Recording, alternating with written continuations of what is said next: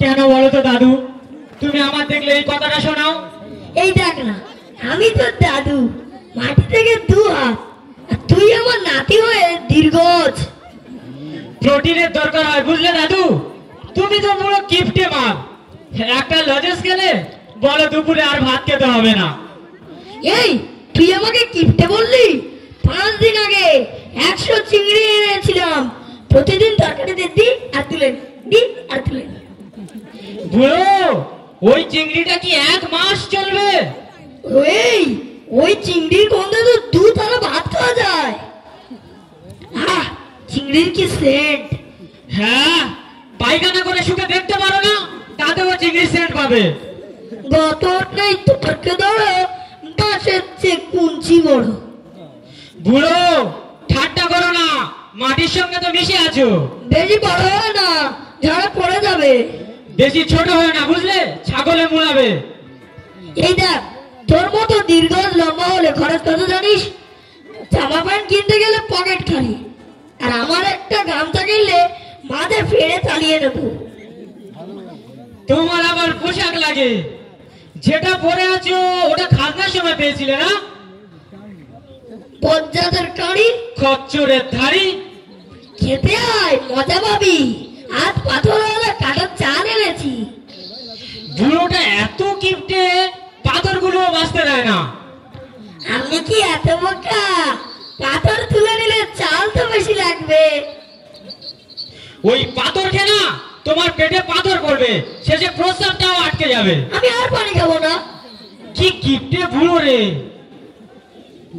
তাই তো বলি, গতরে নেই তর্কে ধরো, বাঁশের চেয়ে কুঞ্চি বড়। এই কিপটে মিত্রটা না তুমি দিদিমার কাছে বকা খাও। ও শালে কি জানে কত ধানে কত চাল, ওদের একটা উটকো মাল। কি তুমি দিদিমাকে মাল বললে? দাঁড়াও, তোমার মজা আমি দেখাচ্ছি। এই বলিস না রে, ও এমন মাল আমার ছিঁড়ে দেবে খাল। ঠিক আছে, বলবো না। তাহলে 10 টাকা দাও, চা খেয়ে আসি। এই খাস না রে ভাই, ঘুম কমে যাবে, শরীর কড়া হবে, জিভ পুড়ে যাবে। ও কিপটে বুড়ো, সকাল থেকে কিচ্ছু খায়নি। তুই এত তাড়াতাড়ি ঘুম থেকে উঠিস কেন বলতো? ঘুমিয়ে থাকলে খাই খাই করতে হতো না? আমি কি নাকে শুকিয়ে মারবো? এই তো গল্প করছি, তাহলে বুঝছে না? মাত্র ঘন্টা 5 পর দুপুর, তখন তো রাক্ষসের মধ্যে গিলবি। বেলা তো হলো, বাজারে যাবে না? ওরে বাবা, এখন উৎকট বাজার। জানি তো, বেলা হলে বাজারে যাবে, কি ওই ছাড় মালগুলোই কিনবে। ওই ছাড় মাল খেয়ে তোর এত পাট, ভালো মাল হলে তো দেখতে হতো না। কিপটে বুড়ো। এই গতরে নেই তর্কে ধরো, বাঁশের চেয়ে কুঞ্জি বড়। এই যাও তো, যাও বাজারে গিয়ে গিয়ে পচা আলু আর কানা বেগুন কেন, যাও। বেশি বাড়াবাড়ি করলে ভাতা বাড়ি ঢেলে খাওয়াবো। পানির পা ধরা। কি কিপটে রে বাবা,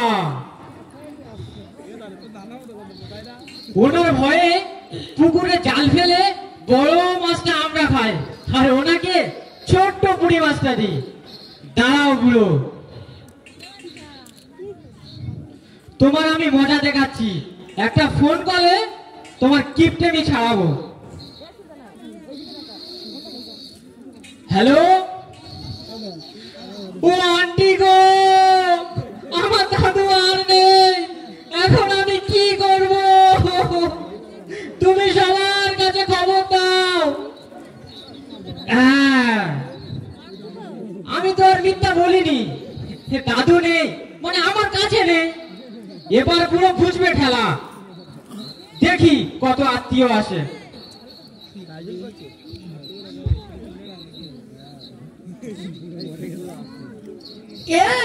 এই খরচাটা দাঁড়ি, তুই এখানে আয়। আমি নাকি নেই, দল বেঁধে কুটুমানে বাড়ির 4 বার গিজ গিজ করছে। আমার কি অপমান হলো রে? সারের মতো চাচাচ্ছে কেন বলো তো? দিদিমাকে ডাকবো? এই করছো তুই? সব আত্মীয়র ঘরে বলেছিস যে আমি নেই, আমি তো শাশুড়ি রে তোর সামনে। আরে তুমি যখন ছিলে না, আমি তো তখন বলেছি যে দাদু নেই। তোমার মেয়ে যদি উল্টোটাই বোঝে। কি আমার মাথায় জুতো মার? দাদু এখন আর কিচ্ছু করার নেই, অলরেডি সমাজে কুটুম এসে গিয়েছে, ওদের তো আর এই ভর দুপুর বেলা না খাইয়ে ফেরানো যাবে না। ওদের লঙ্কা মেরে খাওয়াবো।